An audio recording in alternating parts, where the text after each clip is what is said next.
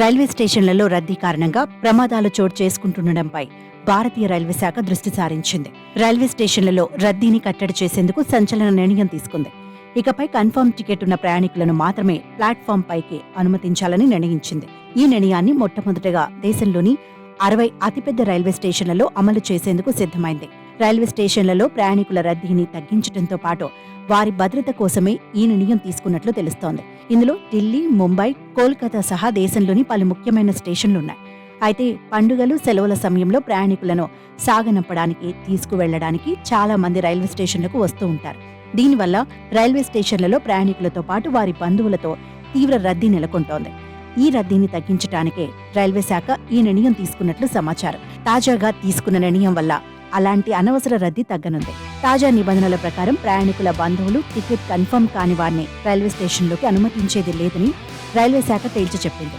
దేశంలోని 60 అతిపెద్ద రైల్వే స్టేషన్లలో ఈ నిబంధనలను అమలు చేయనున్నారు. ఈ 60 స్టేషన్ల జాబితాలో New Delhi railway station, Mumbai Chhatrapati Shivaji terminus, Howrah junction, Chennai central, Bengaluru city railway స్టేషన్లున్నాయి. ఇక మున్ముందు ప్రయాణికుల రద్దీని నియంత్రించడం కోసం అవసరాలను బట్టి మరిన్ని స్టేషన్లను కూడా ఈ జాబితాలో చేర్చేందుకు సిద్ధమవుతున్నారు.